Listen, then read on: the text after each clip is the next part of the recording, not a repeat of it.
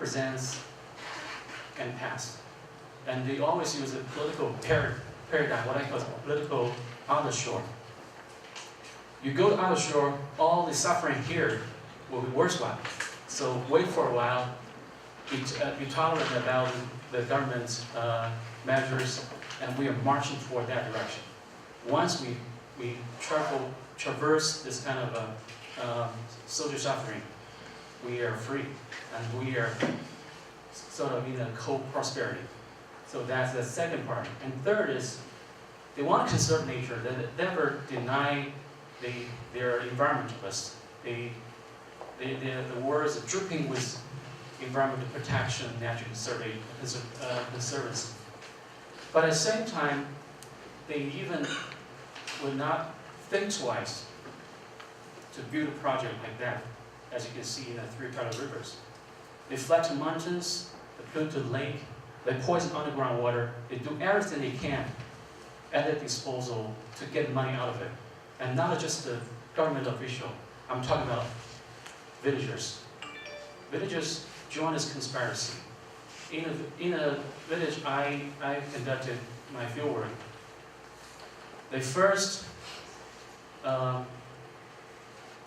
okayed government decision to flatten temples. With the flat temples, I can move around, or I can build another temple. Then government step in and say, now we're thinking about flattening all the village. But before we flatten all the village, I'll ask you to dig out all the tombs by your ancestors. So in 2007, all my informants in the village, many informants never seen before because they are migrant workers. They came back to the village, they're digging out the tombs and get the bones of ancestors and have buried out of other places. And in 2010, the bulldozer came in, they flattened all the village. But before they flattened the village, the villagers trying to build more houses as much as possible because there's a way to get compensation money from the government. So they not just say they really want to fight against government or fight against their own property or their past. They just want to get this thing down with the price they have to pay. So they want to conserve nature, but at the same time, you see the Chinese government always want to build a stateless global village where miscellaneous cultures converge. So that's a development trilemma we're facing in this case. And I mentioned the political behind. It's very Buddhist concept. And the last sentence, you're probably very familiar is Chinese leaders will always say, we need to adapt ourselves to the reality. We're not evolving with time. 我们需要与时俱进. We're evolving with time. And I define the governmentality, the governance of the Chinese government, especially in this case, acknowledge. The words is, first part is ignorance and knowledge. So you know many policies ignorant, but the ignorance is proved by data-laden reports. They say our mass plan is endorsed by CAS, by China Academy of Social Science, or many other social scientists. We've done a lot of work on that.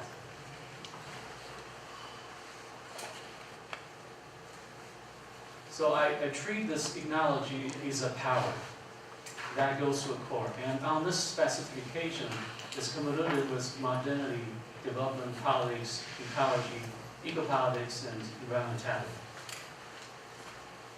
And to wind up with conclusion, I think out of these liquid trilemma, the acknowledge in this case should be treated as a darkened light and concealed aletheia when memory persists and time melts. turning lights supple and fluid. To put it simple, the acknowledge is a darkling light. To envision the darkness of light, 黑暗之光. So this image is powerfully captured by Salvador Dali in his La Persistencia de la Memoria, the persistent of memory. So that's the case we're facing in Vietnam, in China, probably in all BRICS countries. Thank you.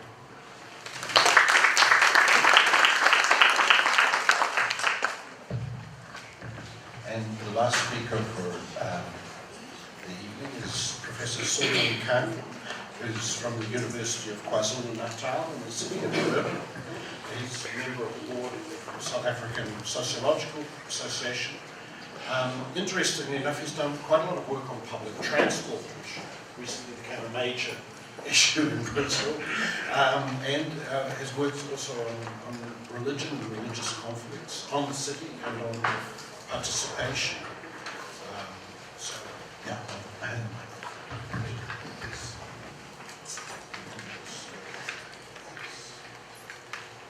Okay, everybody, it's actually past my bedtime, and I can see some of you actually yawning. And let's see whether I can do this really quickly. My colleague from South Africa, Flip Konya, this afternoon, just provided some insight into some of the challenges facing South Africa post-apartheid. And what I'm going to look at is development public policies, emerging contradictions, and prospects in post-apartheid South Africa. Now, South Africa has a history of almost 3.5 centuries of colonialism and apartheid. The colonial period under the British was largely characterized by the extraction of raw materials and a quest to accumulate capital for the crown, whereas for almost half a century in apartheid rule, racial segregation was used as a means for both capital accumulation and to exercise political hegemony over the majority of the indigenous population.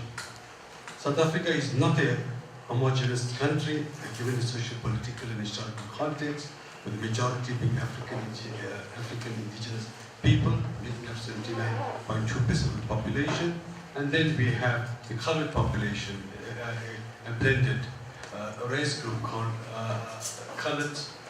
They make up 8.9%, Indians 2.9%, and white 8.9%, 8.9%, and other, I don't know what is other, 0.5%.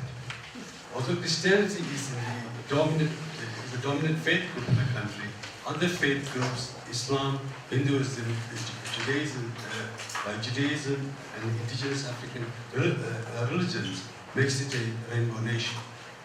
This is a political reference to foster a sense of nationhood, given the legacy of racial fragmentation and lack of social cohesiveness, given the decades of discrimination, exclusion, and material exploitation of the majority of the black population.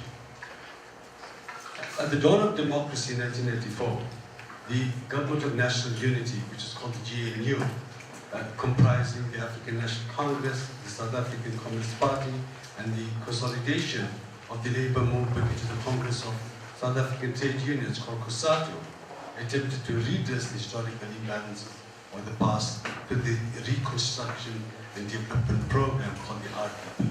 And surprisingly, this RDP was set up with a minister without portfolio, and that was J. Naidu, who was a strong labor movement person.